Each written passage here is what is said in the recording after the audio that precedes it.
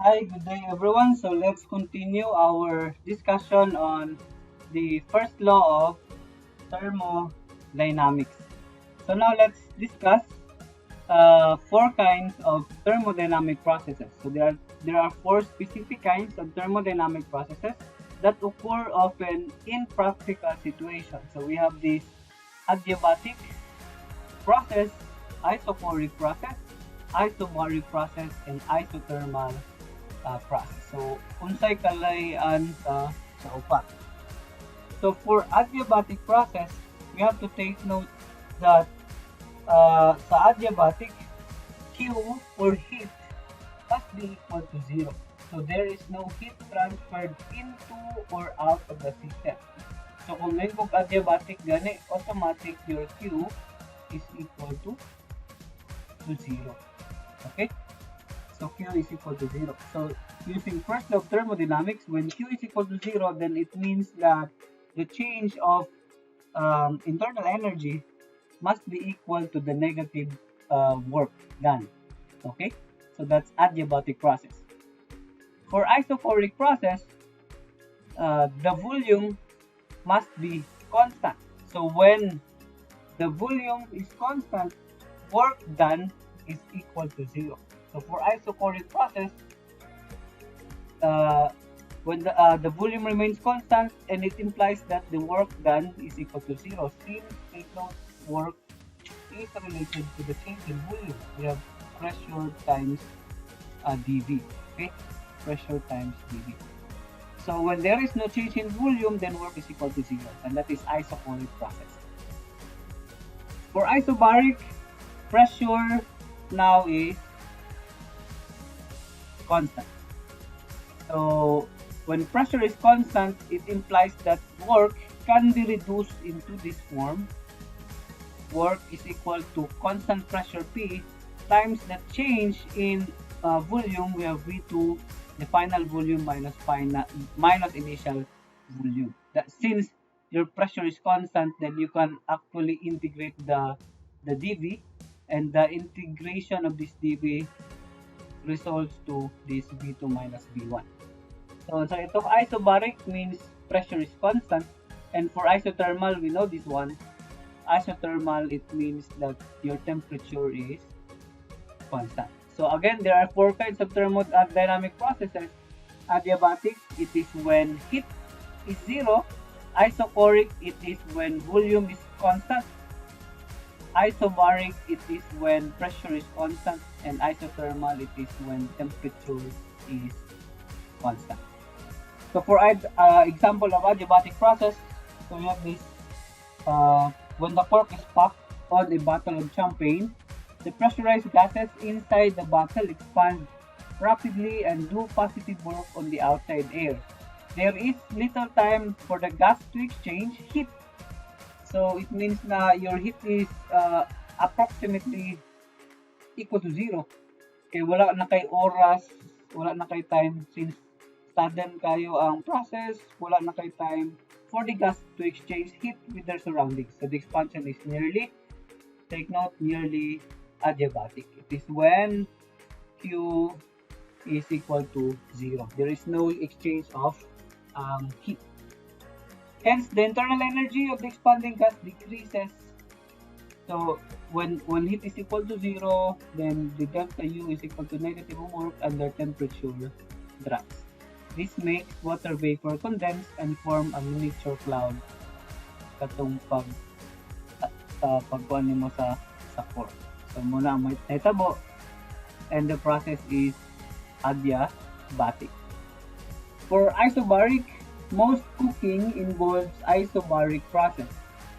That's because the air pressure above a sauce pan or frying pan or inside a microwave oven remains essentially constant when the food is being heated. So isobaric means pressure is constant. So ang iyang application is kaning nasa cooking So the four processes on a PV diagram, so makita nimo ang upat ka graph dari makita nimo tanan process in this PV diagram. For constant pressure, it means isobaric ang imong process. So this one is isobaric process because your pressure is constant. So when you move from state A to state number 3, that is isobaric because your pressure is constant. And for this one, this curve here, okay, from state A to state 2, this process is an isochoric process because your volume is constant. Okay, at least from state A to state 2, it is an isochoric process. Adiabatic, if we have this A from A to state 1, at this curve, your heat here is equal to 0. In isothermal, we have the state A from state A to state number 4. It is when your temperature is constant, meaning the temperature at point A must be equal to the temperature at point number 4. Okay, point number 4. So we have 4 adiabatic, isobaric, isochoric, and isothermal. Now let's talk about internal energy of an ideal gas. We have to take note that one of the special properties of an ideal gas is that its internal energy depends only on temperature, not on its pressure and volume. So we will use this one later. Kaning statement that the internal energy U does depend only on its temperature, not on pressure and not on its volume. That is for an ideal gas. Okay, so magamit natin siya later. Solving for heat capacities at constant pressure. So we have to take note that internal energy depends only on temperature. Okay. Okay, so let's now have these heat capacities of an ideal gas.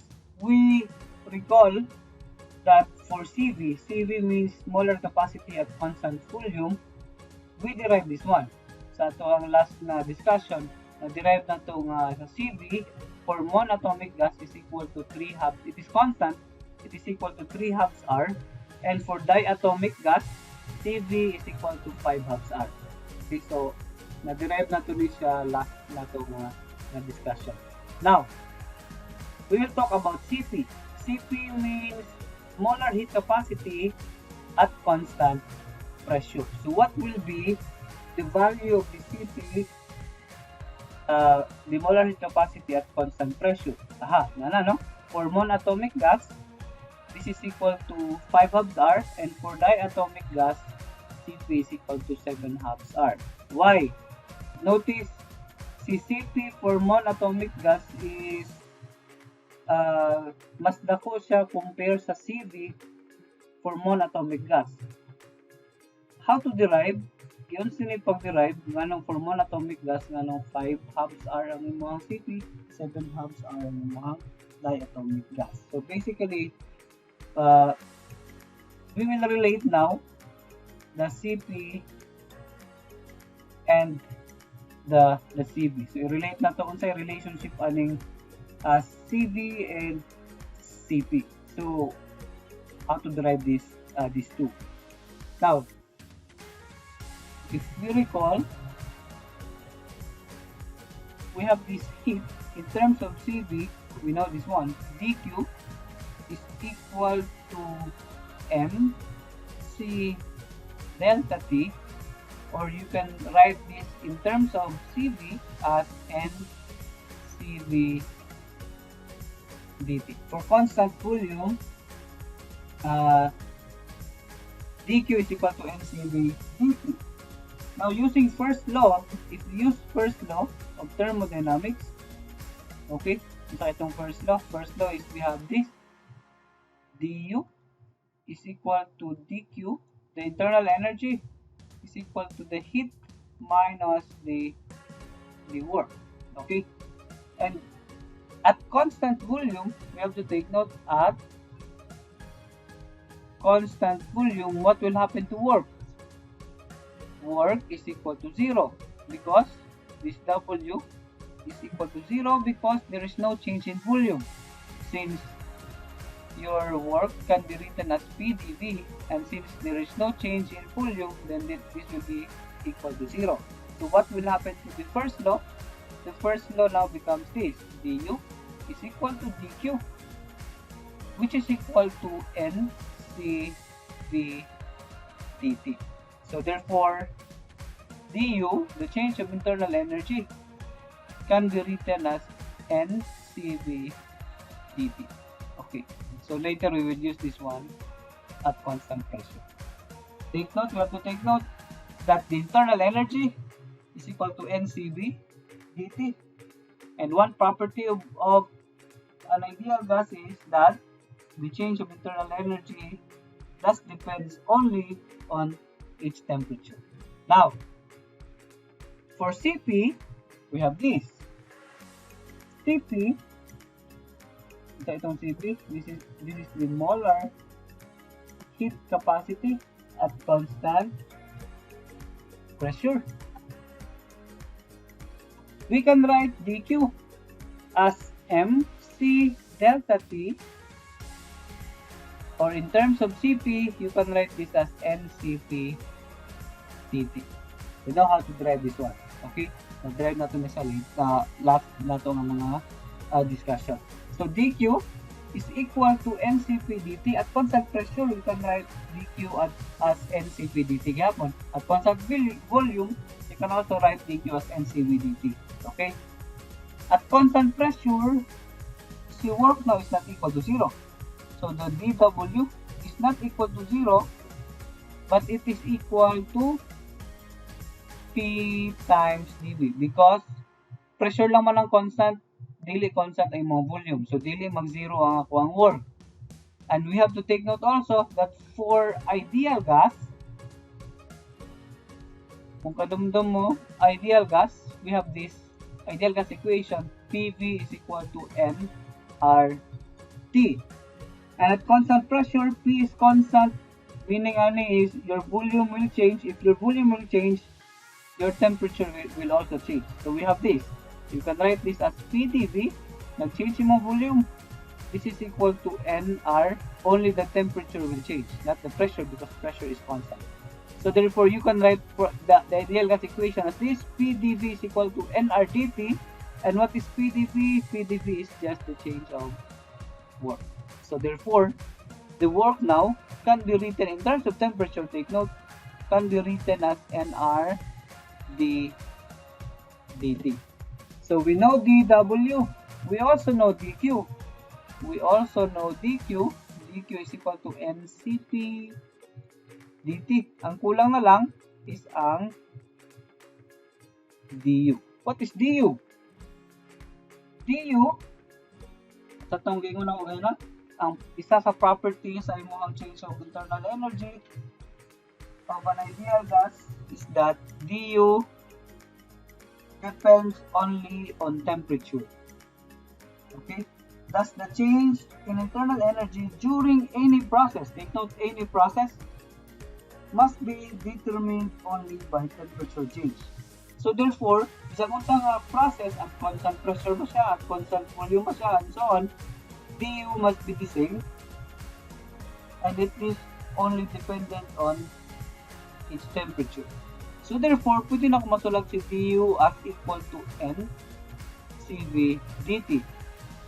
Muna ito na-derive sa atong last nga slide. Isa kung sa nga process, balag dili pa constant, balag constant pa yung volume or what, si change of internal energy is dependent lang siya sa imong temperature. Okay? So therefore, you can write du as equal to ncv dt. So nana ko du, nana ko dq, and nana ko dw. Now the first law becomes this.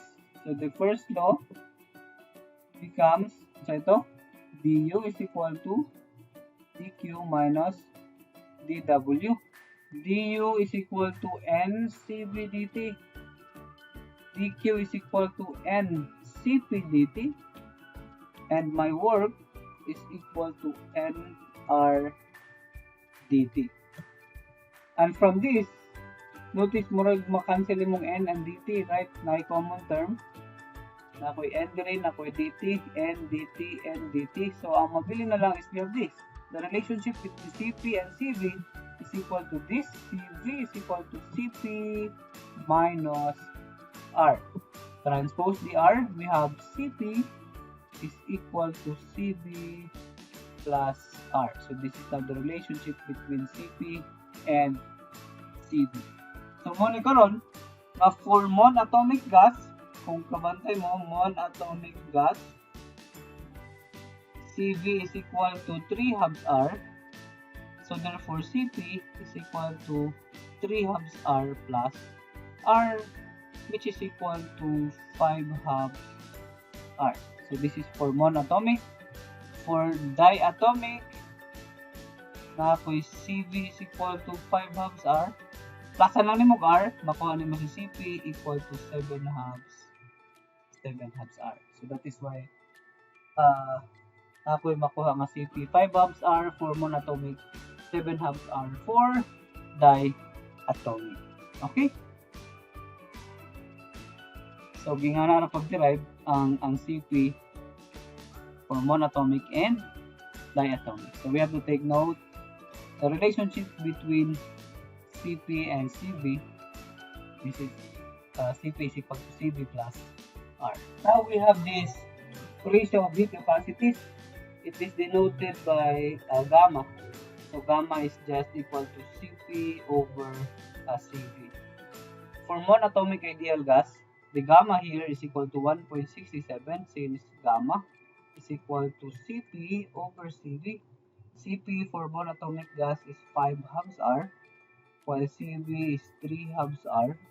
So this is equal to 5 over 3, which is equal to 1.67. For diatomic, na ako'y Cp nga 7 halves R divided by Cv nga 5 halves R. This is equal to 7 over 5, which is equal to 1.40. Notice, kabantay taan ni sa last na ito nga subject, gamma is equal to 1.4. Nagamit natin ni siya sa katong speed of sound. If you recall, the speed of sound is equal to square root of gamma RT over M. And we use gamma as 1.4 because ang air is i-consider nato siya nga diatomic gas, diatomic ideal gas. That is why ang atong gigamit sa unang value for gamma is 1.40 in order to solve for the speed of sound. Okay, so nagyapoy rason nganong 1.4 ang atong gamit ato. So nay rason nganong 1.4. It's because air is considered as diatomic ideal gas. Okay. So these are the molar heat capacities at low pressure na sa corresponding ratio of molar heat capacities. So for diatomic, for monatomic, and for polyatomic. Okay, for example, so we have a typical dorm room or bedroom contains about 2,500 moles of air. So this is my M, 2,500 moles.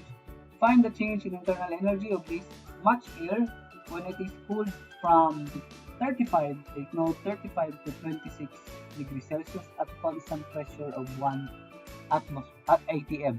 Treat the air as an ideal gas, diatomic ideal gas, where we can use gamma as 1.400. Okay, so ang gipangita, solution. So ang gipangita ani is ang change of internal energy. And it is equal to NCV dt, right? That the change of internal energy is equal to NCV dt. We know N is 2,500 moles, and the dt is the difference of temperature from 35, initial na 35 and final na 26 degrees Celsius. But we don't know CV, o patakabalo sa CV. Pero, masolve na ko sa CV using this. Solving for CV, solve for CV. Take note that the ratio gamma is equal to Cp over Cv, okay? And Cp can be written as Cp plus R, Cv plus R over Cv. So you can write this as 1 plus R over Cv, right? Okay, so gamma is equal to 1 plus R over Cv. Transpose na ko ni dito, na ko this becomes gamma minus 1 is equal to R over Cv. Okay, and then Cv over R, Cv over R is just equal to 1 over gamma minus 1. Sakto? So therefore, Cv is equal to R over gamma minus 1. And we know R is 8.314 joule per mole Kelvin. And the gamma here is 1.4 minus 1. So Cv is equal to 20.79. 20.79 joule per mole Kelvin. So once makuha na ko si Cv, makuha na ko si du now, the change in internal energy is equal to N, which is equal to 25 mole, okay, times the Cv na 20.79 joule per mole Kelvin times the change in temperature nga 26 minus 35 degrees Celsius. So therefore, the change of internal energy is around negative 4.68 times 10 to the 5 joules. So this is now the change. In order to change its temperature from 35 to 26, meaning pabugnawon nimo imong bedroom, kinahanglan ka mo remove energy nga around 4.68 times 10 to the 5 joules. So that is the change in internal energy. Okay. So last we have this adiabatic process for an ideal gas. We have to take note that for an adiabatic process, Q is equal to 0. As shown in this PV diagram, we have this adiabatic expansion from point A to point B. For an ideal gas, an adiabatic curve at any point is always steeper than the isotherm passing through the same point. As the gas expands, it does positive work on its environment, so its internal energy decreases and its temperature will drop. Note that an adiabatic curve at any point is always steeper than an isotherm at that point. So one example of adiabatic process is we have this exhaling adiabatically. We have this. Put your hand a few centimeters in front of your mouth and open your mouth wide and exhale. Your breath will feel warm on your hand because the exhaled gases emerge at roughly the temperature of your body's interior. So kung munganga ka, exhale ka, dakoy mo ang baba, feel mo is init ang ang gibuga sa imong baba. Now purse your lips as though you were going to whistle. So kanino, gamay kayo ang opening. And again, blow on your hand. The exhaled gases will feel much cooler. Mas bugnaw siya kung maghuyok pa gani sa pa. Why? Because ang process nga nana is adiabatic. In this case, the gases undergo a rapid, essentially adiabatic expansion as they emerge from between your lips. So the temperature of the exhaled gas decreases. So that is why mas bugnaw siya, no? Mas bugnaw siya kung ang imuhang paghuyop isingani. Kung paghuyop man, no? That's why mohuyop ka kay bugnaw ang temperature sa gas nga gigawa sa imong lawas. Compare sa kaningan. And the process nga nadira is adiabatic process. And that ends our discussion on first law of thermodynamics. Thank you and God bless.